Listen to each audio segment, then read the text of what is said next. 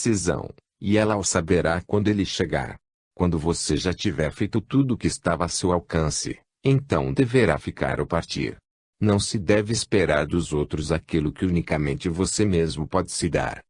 Lourdes Catherine. 20. A dor do abandono.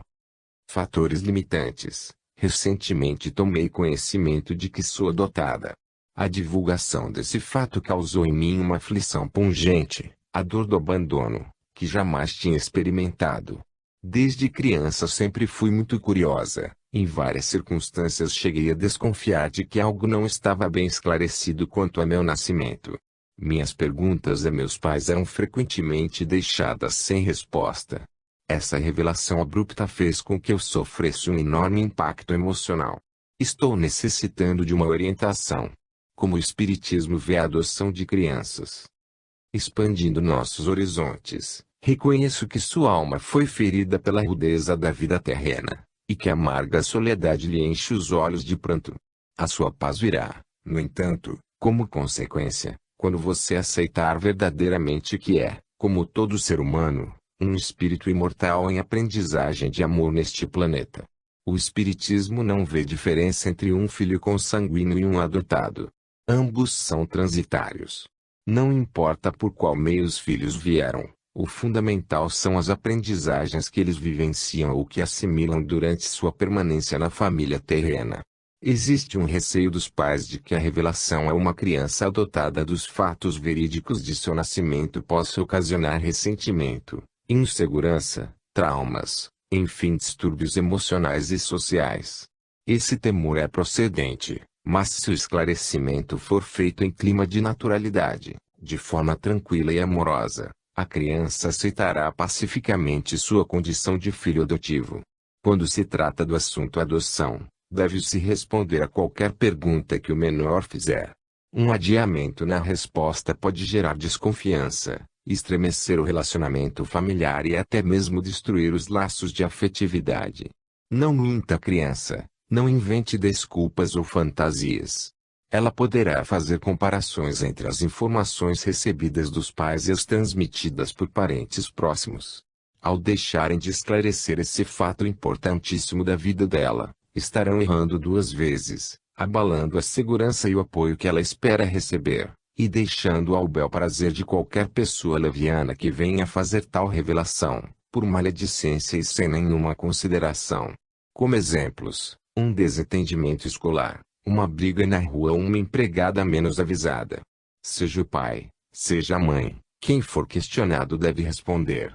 Os pais não devem fazer jogo de empurra entre si, quando forem inquiridos. Cabe-lhes, sim, aclarar o assunto sem nenhuma inibição, de forma simples e objetiva, nunca envolvendo as respostas em reservas ou restrições. Mas explicar apenas o que foi perguntado, sem antecipar nada, evitando com isso citar a curiosidade infantil. Ela despertará naturalmente, conforme suas necessidades interiores.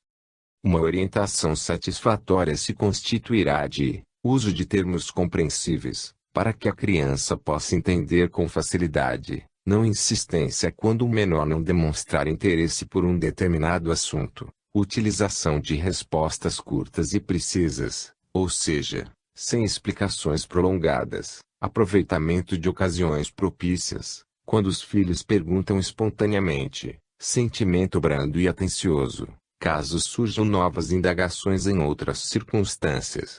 A ordem divina é amor e sabedoria. Nada acontece sem uma razão justa. Não importa o que você fez ontem, o importante é o que está fazendo agora.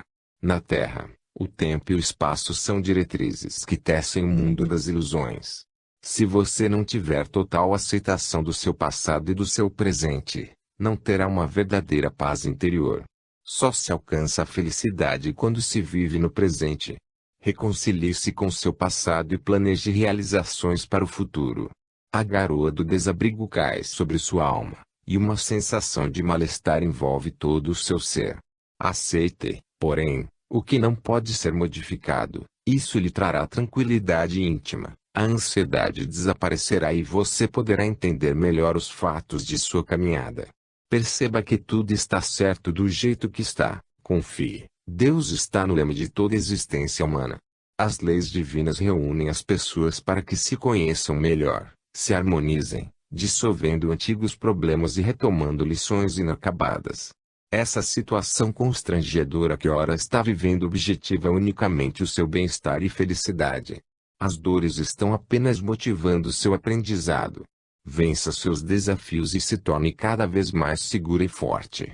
Os filhos adotivos, em muitas ocasiões, não notam que a adoção, ao contrário do que imaginam, é um testemunho expressivo de amor. Eles foram escolhidos livre e espontaneamente por seus pais afins.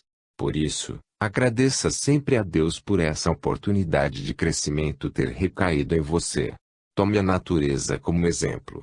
Nela estão as mãos invisíveis do Criador agindo em toda parte. Certas aves têm uma tendência para adotar ninhos e ovos de outros pássaros. O instinto de alimentar leva a fêmea adulta a não fazer distinção entre os seus filhotes e os adotados, quando deposita comida nos bicos escancarados.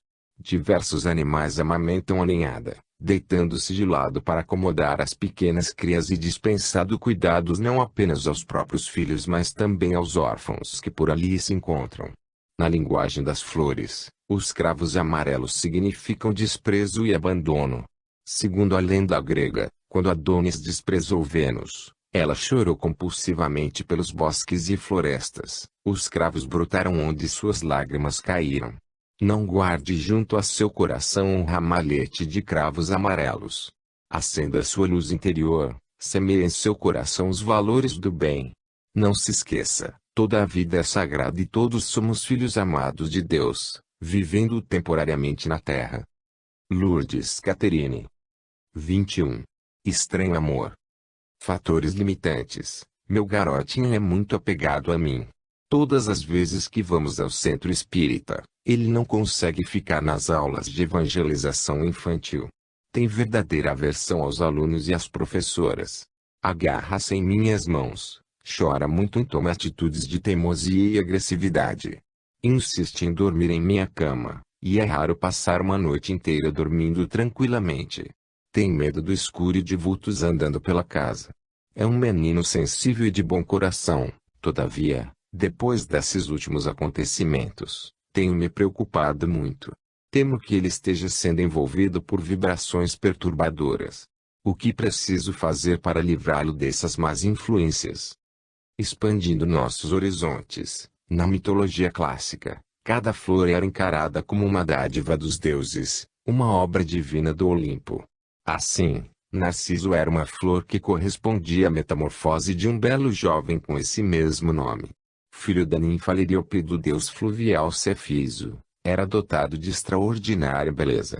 Ao nascer, um vidente profetizou que ele viveria muito tempo se jamais se desse conta de sua beleza. Um dia, porém, caçando em uma extensa floresta, se aproxima de um lago límpido a fim de aliviar a sede. Vê sua imagem refletida nas águas e por ela se enamora, vivendo obstinada fascinação. Deitado no solo, contempla fixo o lago que espelha sua face. Imóvel dia e noite, é incapaz de afastar-se, fica perdidamente apaixonado por si mesmo. O jovem deixa de alimentar-se, de dormir, de saciar a sede e vai se consumindo na melancolia de um amor impossível. Quantas vezes em vão mergulha os braços nas águas para abraçar aquela figura admirada. A mesma ilusão que lhe engana os olhos aumenta sua paixão ardente. Depois de morto, os deuses tiveram compaixão dele e o transformaram em uma delicada flor de miolo amarelo rodeado de pétalas brancas, flores que sempre nasceriam às margens das lagoas em memória desse jovem tão infeliz. Numerosos foram os pintores e os escritores que se utilizaram da figura mística de Narciso. Também para muitos estudiosos do comportamento humano, ele passou a representar as tendências ao egocentrismo existentes no ser humano. Narciso, na verdade, não estava enamorado de si mesmo, mas de sua imagem. O processo ocorre de maneira idêntica nos pais narcisistas. Para eles o filho é a sua própria imagem projetada. A expressão do amor materno é um impulso natural, desprovido de qualquer interesse egoístico. Esse instinto de proteção surge ante a fragilidade do bebê, ainda incapaz de prover sua sobrevivência. Contudo, Grande parte das mães continua se relacionando com os filhos crescidos como se fossem eternas criancinhas. Inconscientemente, creem que eles são ainda parte delas próprias, como realmente o foram quando estavam no ventre. Assim acreditando, criam condições negativas ao desenvolvimento íntimo deles, prejudicando-lhes a mentalidade quanto ao uso da livre escolha. Estão constantemente interferindo, ordenando e criticando de maneira possessivamente dócil. A criança, a quem foi permitida a possibilidade de errar para buscar experiências e, mais tarde, colher os frutos da segurança, se tornará uma personalidade sadia e confiante em si mesma. Toda ascensão exige atividade.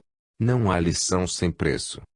Você deve conceder liberdade a seu filho, obviamente levando em conta sua faixa etária, para que ele não corra risco ou prejuízo em sua vida física, psíquica e social. Mesmo sem perceber, você pode estar afastando seu filho dos testes do mundo, por isso ele está nessa situação constrangedora, desenvolvendo medo e uma extrema dependência de tudo. As crianças são muito sensíveis às energias do ambiente doméstico.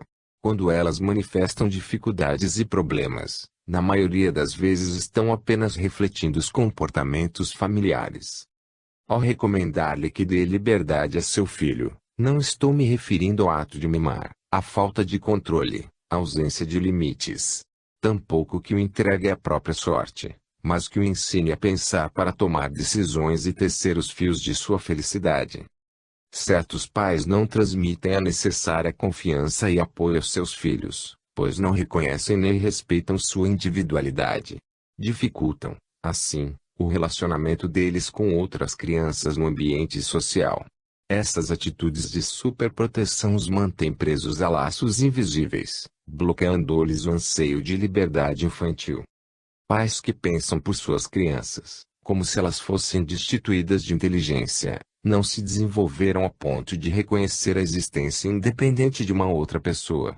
Acreditam que os filhos têm sua mesma intenção, querer e propósito, permanecendo durante anos, ainda quando eles se tornam adultos, na mesma expectativa de que deverão estar sempre a postos para suprir todas as necessidades filiais. Crises, infortúnios e dissabores são medidas de socorro com que os seus amparam as criaturas. As nódoas da vida e os percalços do caminho, hoje, poderão parecer trevas, mas, amanhã, serão suas luzes. Portanto, modifique essa sua atitude. Excesso de zelo prejudica ao invés de beneficiar. Deus a todos ama e abençoa, nunca desampare e não esquece ninguém. Não sufoque os outros, ao contrário, coopere e incentive. O narcisista supervaloriza seu próprio mundo e acredita que o mundo do outro é dele. É incapaz de afastar-se de sua imagem, ficando completamente perdido na contemplação de si mesmo. O narcisismo dos pais é uma fascinação por si mesmos refletida nos filhos. Sou especial e, portanto, devo tratar e proteger meu filho especialmente. A criança, à medida que se vai tornando adulta, não precisa tanto das mães para suprirem suas necessidades corriqueiras, mas carecem de sua presença colaboradora e amiga ao seu lado. A insegurança de seu filho é a causa primordial e atrativa dessas influências perturbadoras. Comece a exercitá-lo para sentir-se independente e para participar de forma ativa dentro do próprio lar, e mostre-lhe as limitações naturais de sua liberdade, procurando, no entanto, distingui-la dos caprichos e dos desejos infantis. Possessividade é um estranho amor que machuca a alma com rudeza. Da vida tira alegria e dos olhos muito pranto. Lourdes Caterine. 22. Lágrimas de decepção. Fatores limitantes. Meu marido é incapaz de assumir responsabilidades para com a família e vivemos num ambiente de muita hostilidade. Constantemente somos ameaçados e agredidos sem nenhuma razão. Durante anos faço de tudo para ajudá-lo. Como pode ele tratar-nos dessa maneira? Ele é intolerante e rigoroso. Nunca respeita a opinião alheia.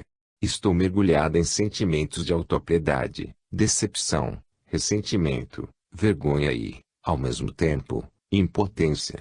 Sei que diante de insultos e ofensas é preciso perdoar, porém não mais consigo.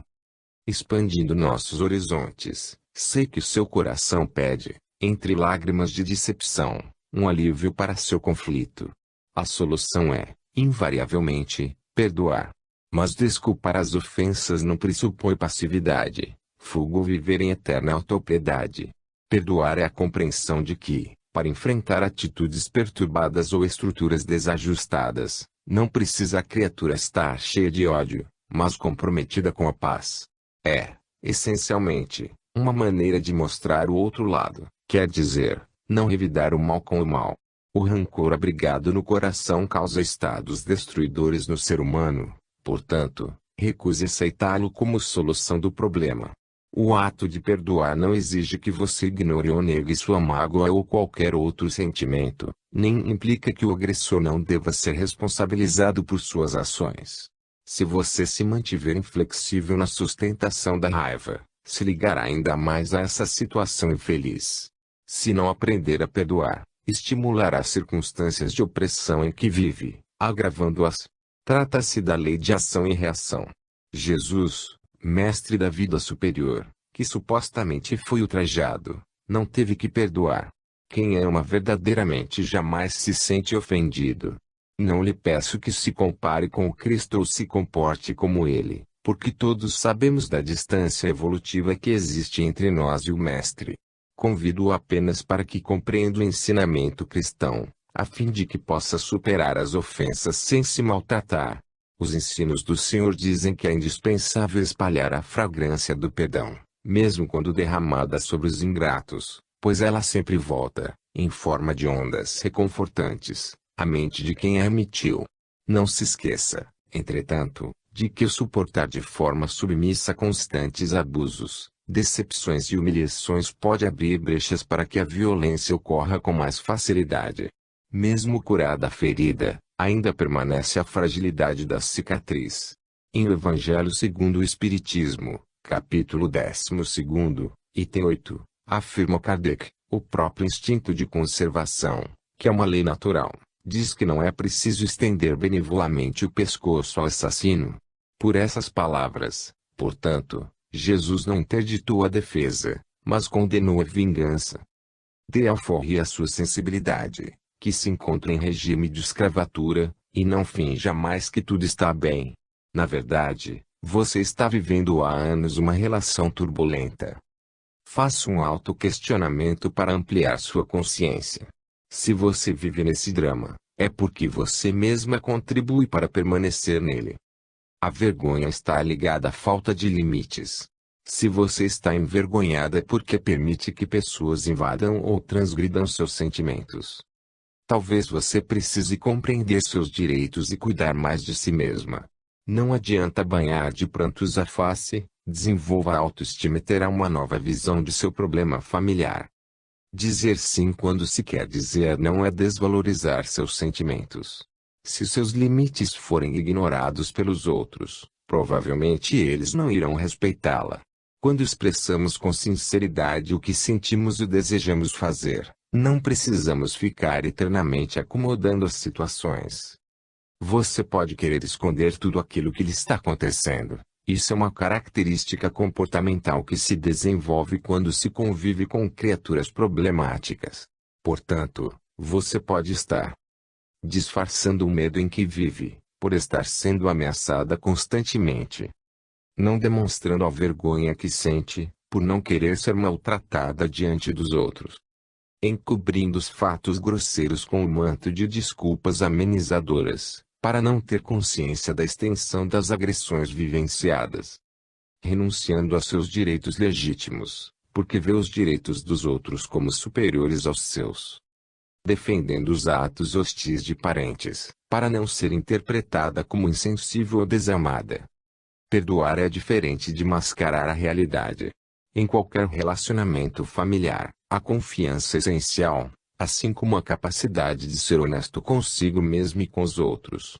Onde não se compartilha os sentimentos e as emoções não pode existir confiança.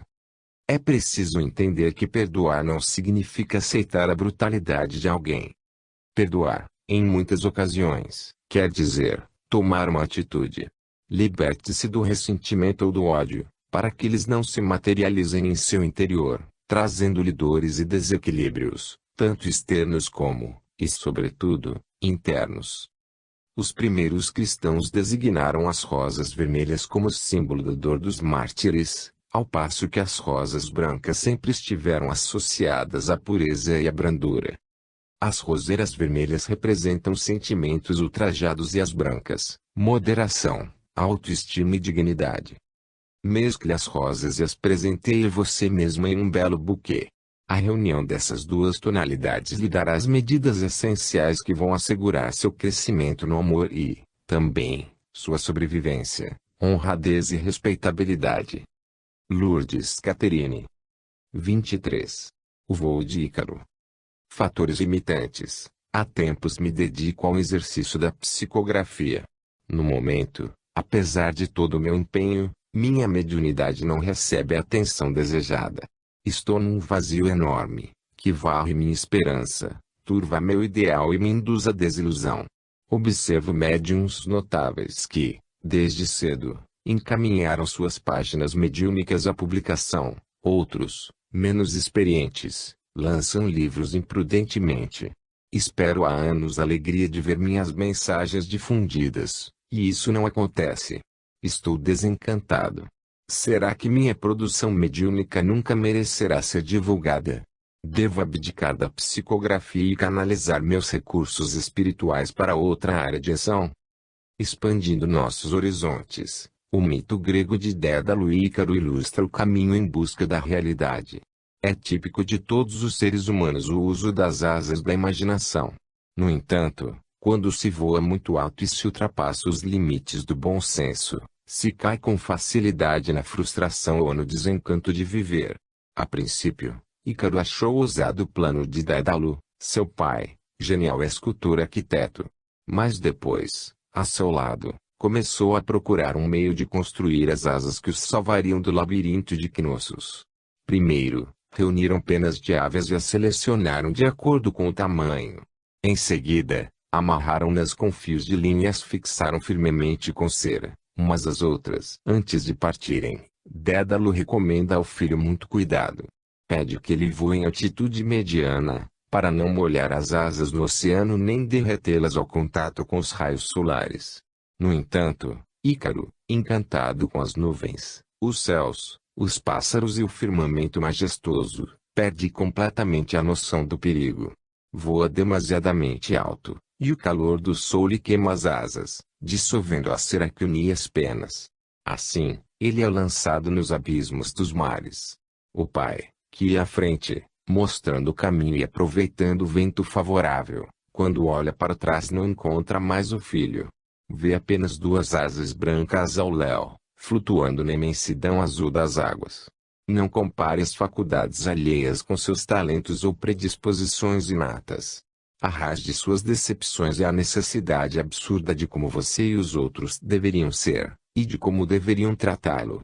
Leve em consideração seu mundo interior e se livre dessas falsas necessidades. Sua essência espiritual lhe fornece tudo o que precisa para cumprir a missão que lhe foi destinada.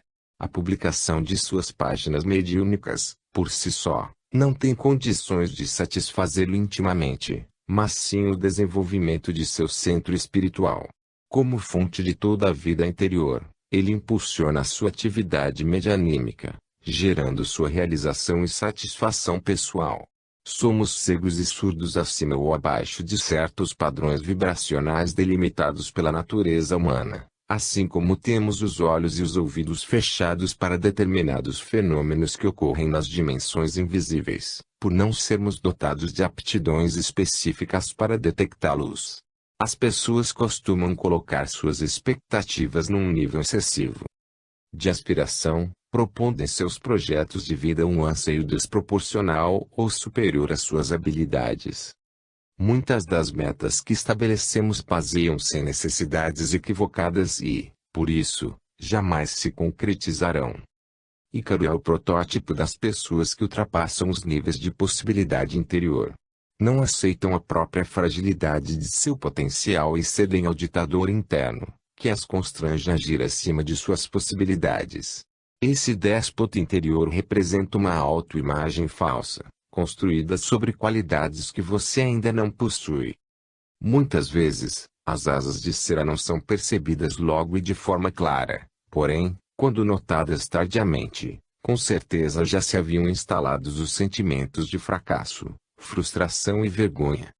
Essas necessidades criadas artificialmente se revestem de uma aparente sensação de glória ou triunfo, nascidas só para compensar a vaidade e o orgulho, mas nunca conseguem atender ao verdadeiro coroamento da vida interior.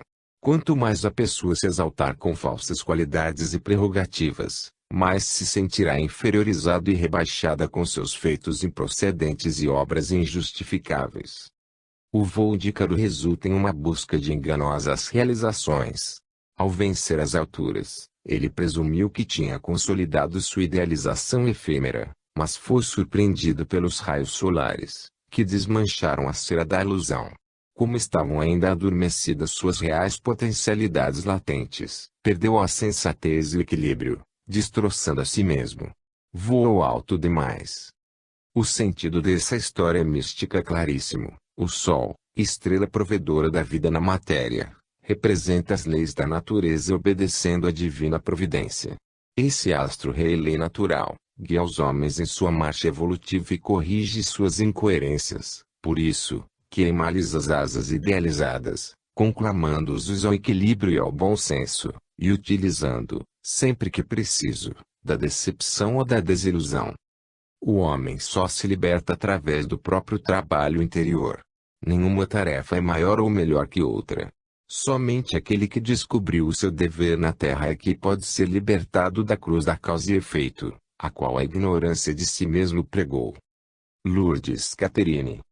Segunda parte. Batuíra. 24. As ovelhas do bom pastor. Já não vos chamo servos, porque o servo não sabe o que o seu senhor faz, mas eu vos chamo amigos, porque tudo que ouvi de meu pai eu vos dei a conhecer. João, capítulo 15, versículo 15. Uma das principais simbologias usadas pelo cristianismo é a da liderança representada por um pastor e suas ovelhas. O Cristo tem sido apresentado durante os séculos como o bom pastor, e a humanidade, o seu rebanho, o conjunto de fiéis a ser dirigido ou orientado por ele.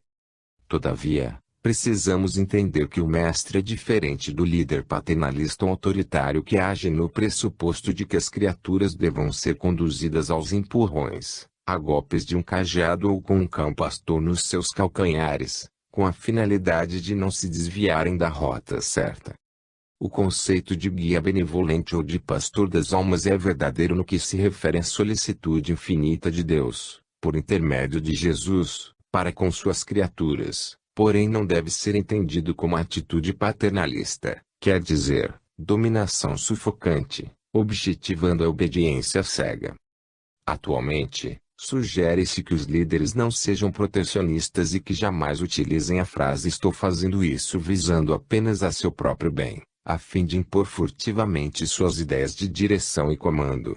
Os aprendizes do Evangelho não se desenvolvem num clima de servilismo patético, ou seja, não devem ser conduzidos como ovelhas incapazes e inertes, ao som impositivo de um estalido da chibata.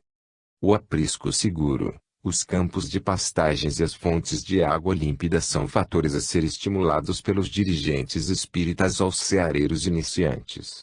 E não os regimes de austeridade paternalista, caracterizados pela tendência a uma eterna passividade que impede o desenvolvimento da própria manutenção física, psíquica e espiritual das criaturas. Acreditamos que a rebeldia está submetida às forças educadoras da providência divina, razão pela qual ninguém precisa forçar ou literalmente conduzir os outros ao caminho certo. No momento exato, as leis naturais farão isso. Um núcleo espírita cristão cresce quando todos se unem com a disposição de desenvolver suas habilidades, sem qualquer rigorismo ou imposições. Há quem acredite que um grupo apenas floresce quando as cabeças pensam de forma idêntica. A prática tem demonstrado o contrário. Companheiros de índole e habilidades diferenciadas obtêm resultados surpreendentes nas tomadas de decisões e encontram com maior facilidade soluções criativas. Nas searas de ação no bem, Não conduzamos os trabalhadores ao redil da mesmice, mas sim às atividades da messe generosa da criatividade e do progresso interior. O maior desrespeito para com um companheiro de jornada está na tentativa de o constranger aos nossos pontos de vista, sem considerar o que ele pensa, quer ou necessita. Manter um comportamento desinteressado pelas aspirações de liberdade manifestadas pelos liderados, ainda que no intuito de beneficiá-los, é negar-lhes o direito básico à dignidade individual. O Nazareno não conquistou as multidões que o seguiam sendo prepotente ou desinteressado de suas necessidades. Ele ouviu apelos e respeitou as criaturas. Por isso, não agiu sozinho, arrebanhou inúmeros candidatos ao entendimento da Boa Nova, pois não poderia transmitir sua mensagem particularmente a cada pessoa. Inspirou colaboradores e, assim, criou discípulos que, por sua vez, incentivaram outros obreiros ao serviço na vinha de luz. O comando do bom pastor não implica obediência impensada que se ame o próximo. Ao contrário, sua liderança induz as pessoas a amar ao próximo espontaneamente. Todo ensinamento, na missão do Mestre, reveste-se de profunda expressão figurada. Já não vos chamo servos, serviçais prestam serviços e apenas obedecem às ordens, porque o servo não sabe o que o seu senhor faz, mas eu vos chamo amigos. Amigos compartilham sentimentos e ideais e participam das atividades de modo voluntário. Tudo o que ouvi de meu Pai eu vos dei a conhecer. Na amizade e no amor se repartem os bens imortais da alma. Os verdadeiros líderes iluminam o lado positivo de seus liderados, revelando o que neles existe de bom e incentivando-os ao crescimento. As ovelhas do rebanho do Senhor são convocadas ao aperfeiçoamento de seus sentidos interiores, para que possam por si mesmas perceber e interpretar, onde estiverem, a voz do comando amoroso do bom pastor. Batuíra. Todas as citações do Novo Testamento, no início de cada capítulo, foram selecionadas pelo autor espiritual e extraídas da Bíblia de Jerusalém, Edições Paulus. Nota do Médium. 25. Nas lides da direção.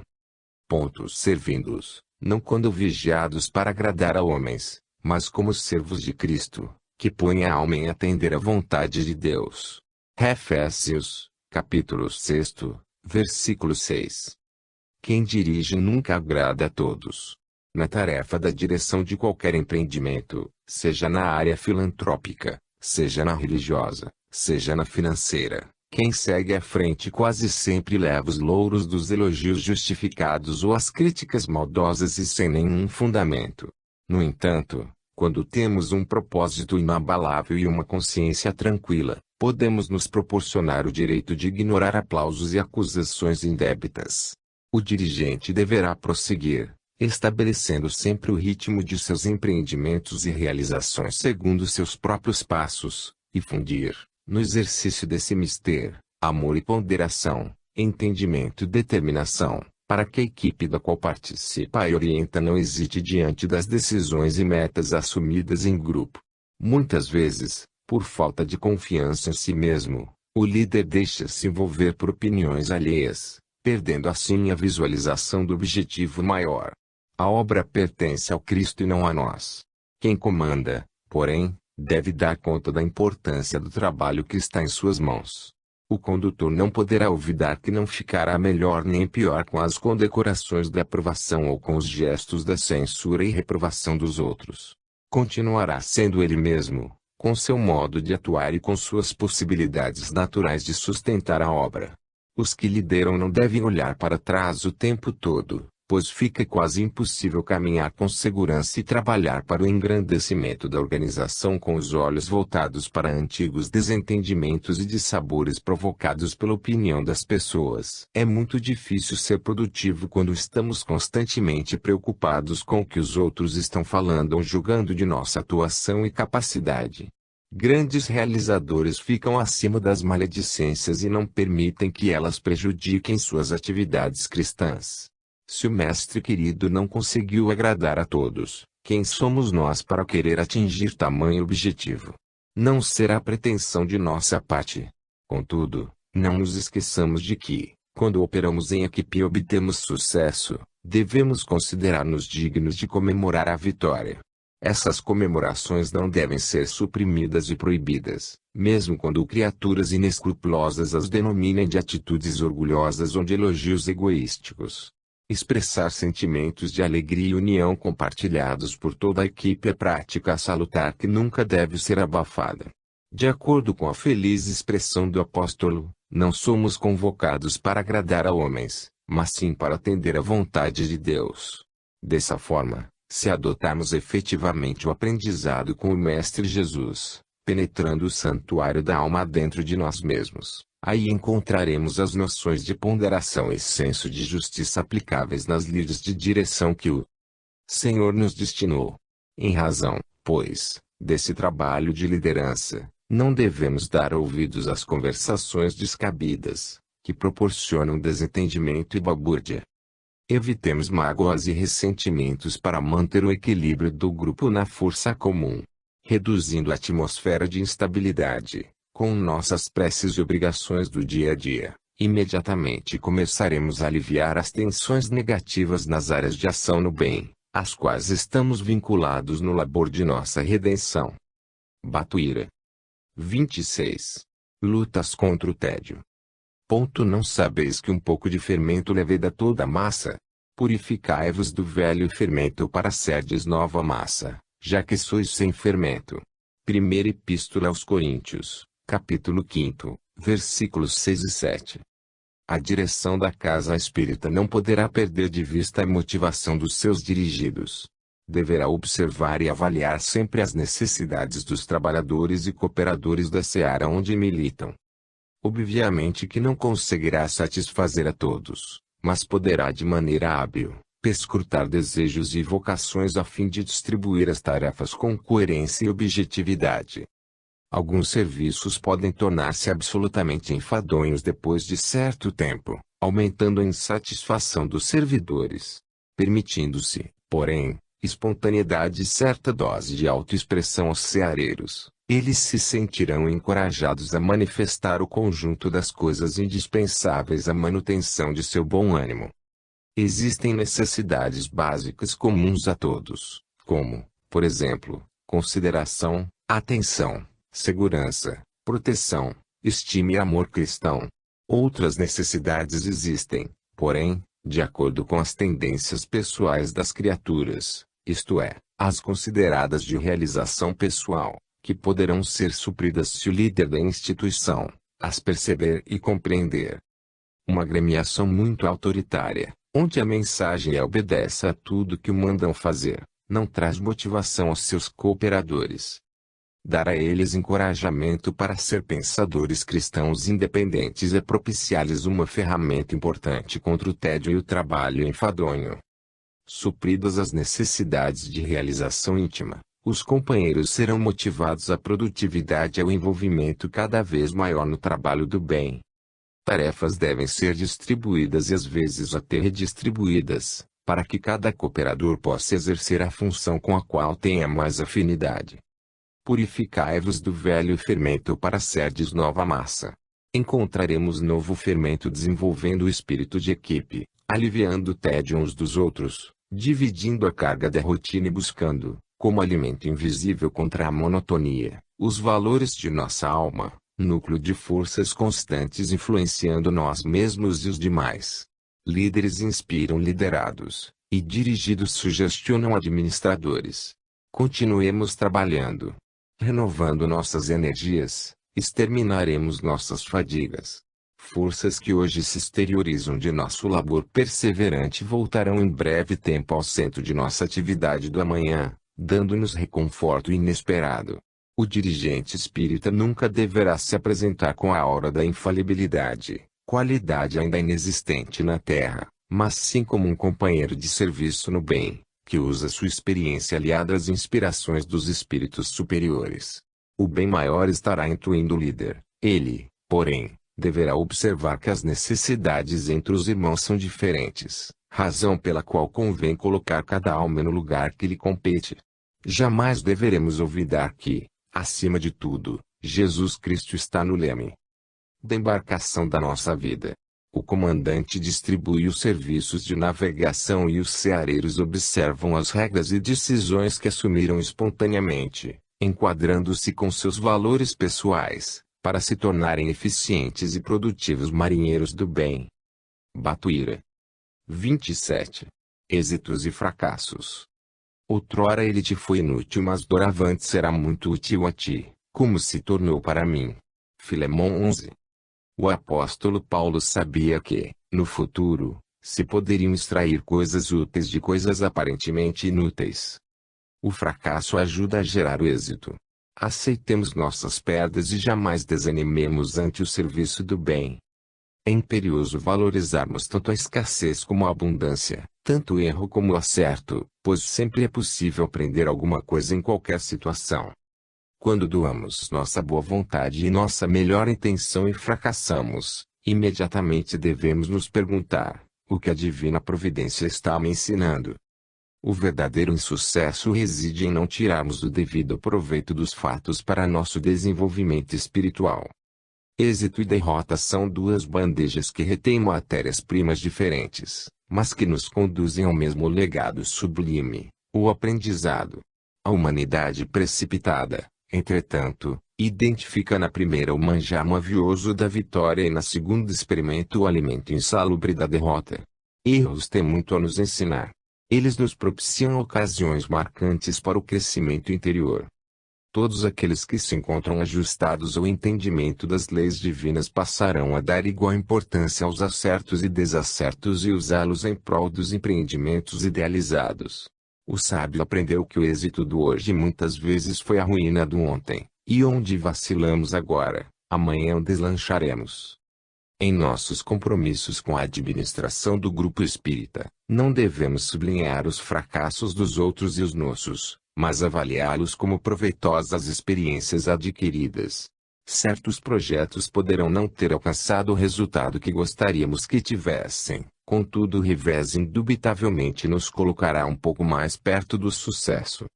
Se criticarmos impiedosamente os colaboradores responsáveis por um fracasso em alguma empreitada de assistência ou de organização interna, esperemos duas prováveis consequências: a intensificação do sentimento de vergonha, frustração e embaraço, ou hesitação, inibição e resistência em tentar algo novo, ou a continuidade da mesma tarefa.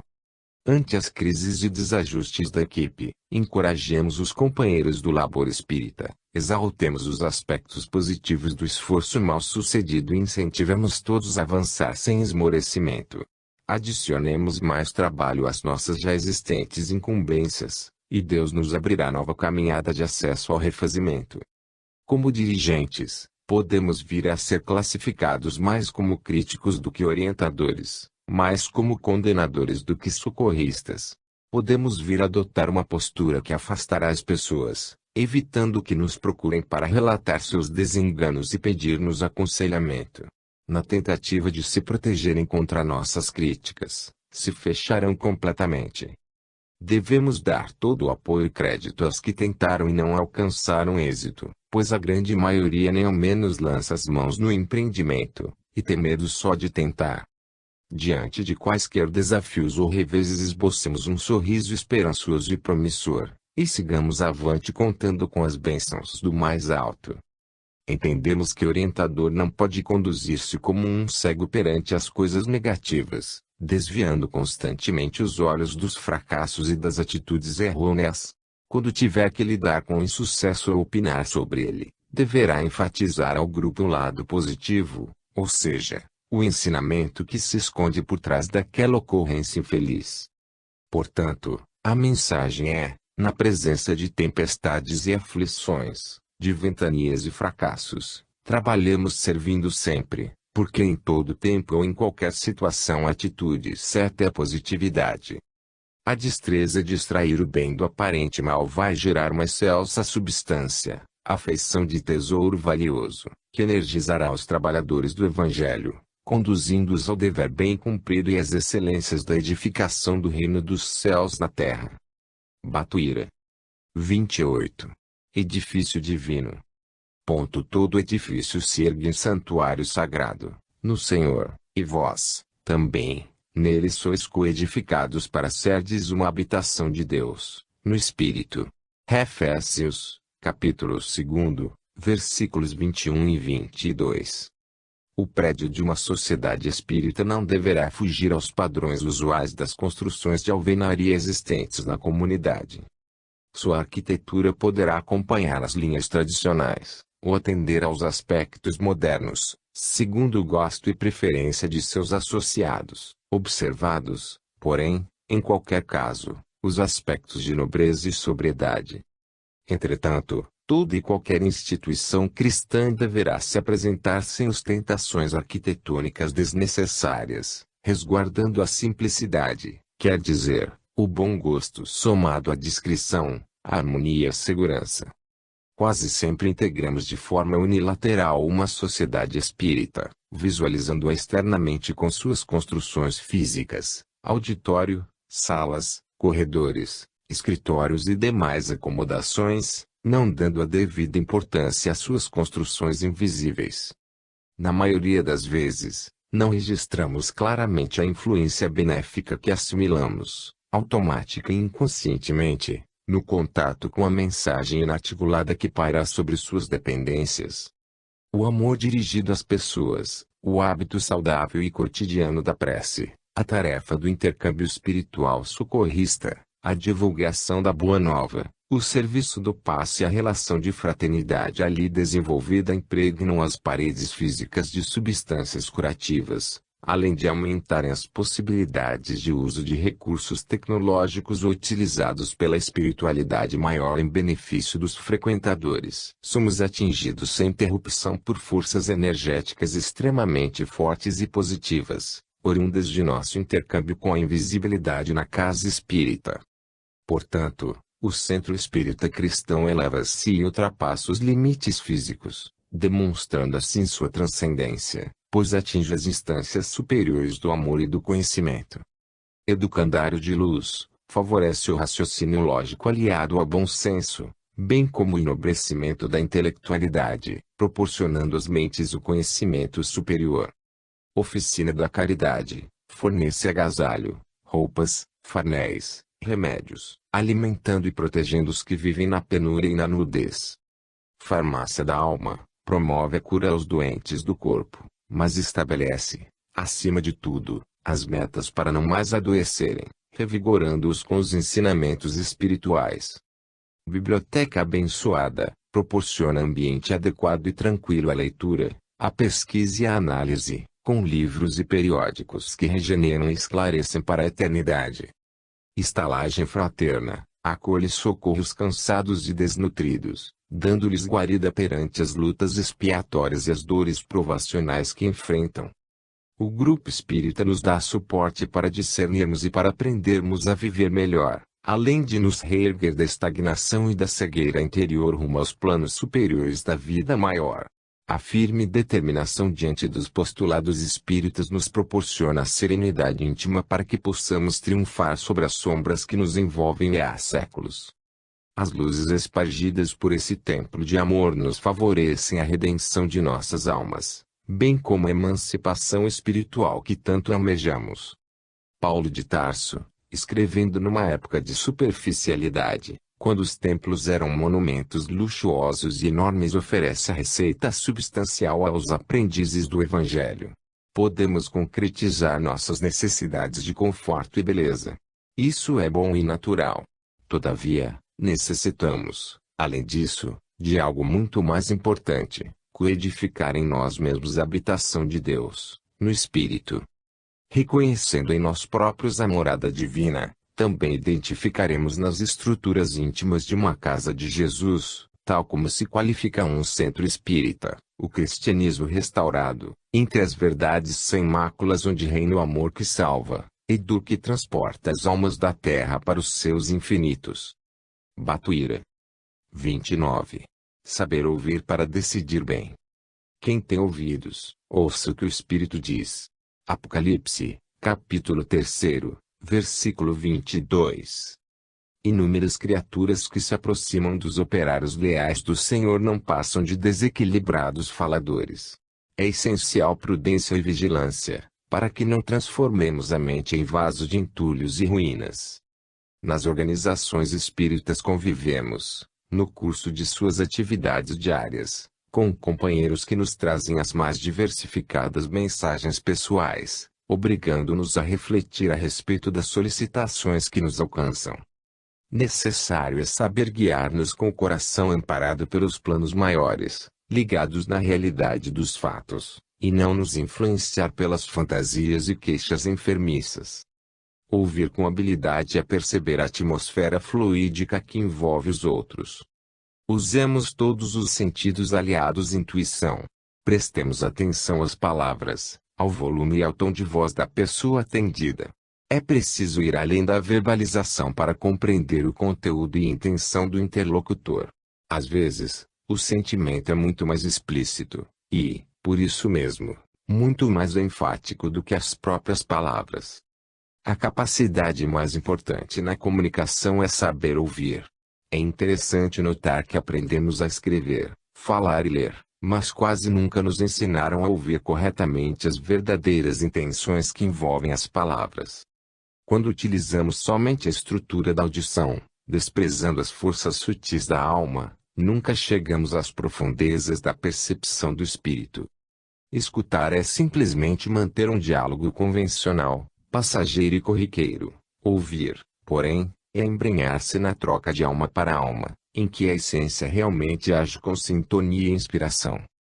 Não podemos nos esquecer de que nosso objetivo é ouvir para que, obtendo uma noção clara do que a pessoa está dividindo conosco, possamos aconselhá-lo o mais corretamente possível. É fundamental que o orientador procure entender o que está sendo transmitido, evitando argumentar, recriminar, inquirir ou dar respostas apressadas e refletidas. Quem orienta deve aprender a captar tanto visual como auditivamente, controlando suas emoções e a tendência de responder antes que a criatura termine sua exposição. Para podermos induzir uma comunicação aberta entre companheiros que nos procuram, comecemos antes de tudo, por nós mesmos. Sejamos francos e acessíveis nos contatos pessoais. Se o dirigente se fechar ou mostrar-se reservado, certamente encontrará a mesma dificuldade no comportamento do outro. A prece, aliada à inspiração dos bons espíritos, dará o significado e a verdadeira intenção do intercâmbio verbal. Em nossas atividades evangélicas, o êxito do atendimento depende da atenção ao que foi dito ou feito, bem como da forma como agimos e auxiliamos diante do problema relatado. O apóstolo João recomenda a necessidade de ouvir o que o Espírito diz. Entendia que somente dessa forma é que se pode utilizar com sabedoria do silêncio ou da palavra, diferenciar com segurança a sombra da luz e separar com sensatez o joio do trigo. A luz do mundo ouvia espiritualmente as situações, portanto, auxiliava sem ofender, esclarecia sem ferir, ensinava sem perturbar. O Cristo Jesus instruía falando e exemplificando. Os homens que exclusivamente o escutavam não absorveram suas lições imorredoras, porém, todos aqueles que ouviram em espírito e verdade impressionaram suas almas para a eternidade e se converteram em plenitude. Batuíra. 30. Exigências incoerentes. Realmente não consigo entender o que faço, pois não pratico o que quero, mas faço o que detesto. Ora, se faço o que não quero, eu reconheço que a lei é boa. Romanos, capítulo 7, versículo 15. Como todas as criaturas, também os trabalhadores do Evangelho, à maneira de Paulo de Tarso, trazem dentro de si grandes conflitos. Cada um tem experiências, capacidades, qualidades, sentimentos próprios, defeitos e antigas fraquezas. É indubitável que a humanidade ainda viva entre atmosferas de sombras acumuladas há muitos e muitos séculos. Já conseguimos admitir que, juntamente com os valores espirituais, cada um de nós carrega também inúmeras deficiências e dificuldades a serem vencidas. No entanto, se já conseguimos perceber que todos temos áreas problemáticas a vencer, respeitemos os conflitos de nossos companheiros de seara evangélica dispostos a cooperar, atribuindo-lhes tarefas condizentes com suas virtudes, para evitar que suas lutas interiores interfiram nas decisões organizacionais da casa espírita. Ao verificarmos a observação de Paulo, é necessário socorrer a nós mesmos. Os que fazem policiamento da vida do próximo descuidam de sua conquista espiritual, que lhes cabe exclusivamente realizar. O problema da sublimação das almas, por isso mesmo, é difícil de ser resolvido porque desviamos constantemente a atenção sobre nossas vidas para reparar e corrigir as dificuldades alheias. O apóstolo quando proclama não consigo entender o que faço, pois não pratico o que quero, mas faço o que detesto, quer dizer, o que almeja é a jornada redentora da qual tem plena consciência, mas faz o que detesta, isto é, sente vibrações adversas que convertem o campo íntimo em zona de batalha. Paulo conhecia a lei em profundidade, razão pela qual estava tão ciente da luta que se instalara em sua intimidade, sentindo as pelejas entre o homem velho e o homem novo. Se o apóstolo dos gentios enfrentava semelhantes conflitos, sofrendo o aguilhão da dor moral, que dizer da esmagadora maioria ainda iniciante na doutrina do Cristo. Não cabe aos dirigentes espíritas fazer tribunal impiedoso de julgamento e crítica à vida dos outros. Antes, compete-lhes conceder a estes local, tempo e recursos para que possam desenvolver seus potenciais adormecidos e, consequentemente, realizar conquistas evolucionais, sem exigências incoerentes. Se a misericórdia divina alcança todos nós, porque haveremos então de reativar uma atmosfera inquisitorial em relação ao comportamento daqueles que nos cercam a existência. Observação cuidadosa e investigação minuciosa, cumpre, sim, a criatura promover, mas unicamente em si mesma. Já os outros despertarão para suas necessidades de mudança ou transformação moral, assim que estiverem preparados. Cabe aos orientadores ampliar sua compreensão perante o grupo de obreiros espíritas com os quais trabalham e vivenciam o despertar da vida superior. Lembremo-nos de que, em se tratando dos outros, poderemos cooperar, repassando-lhes o pouco que já acumulamos dos bens imortais e desejando-lhes somente muita paz sob as bênçãos de Deus. No momento aprazado, tomarão contato com a sabedoria divina, de onde saíram e para onde haverão de voltar um dia. Batuíra. 31. Trabalho de equipe. Todos que tinham abraçado a fé reuniam-se e punham tudo em comum. Atos, capítulo 2, versículo 44. O esforço conjunto é indiscutivelmente a senha de acesso para as realizações produtivas. Ao longo do tempo, leva aos integrantes de uma mesma seara espírita a uma visão comum na ação e nas atividades. Muitos dos operários cristãos apresentam bom desempenho no trabalho independente, mas poderão realizar melhor uma tarefa se contarem com o auxílio de outras pessoas operando em espírito de equipe. É inerente no ser humano o gosto de se relacionar e de trabalhar socialmente com outras criaturas. O serviço confiado a uma pessoa pode ser executado com mais ânimo e desenvoltura quando em parceria com outras. Companheiros integrados num mesmo propósito, unidos não somente por fora mas também entrelaçados por dentro, confiantes em Deus e em si mesmos, são a força magnífica que vence as agitações externas, por maiores que sejam.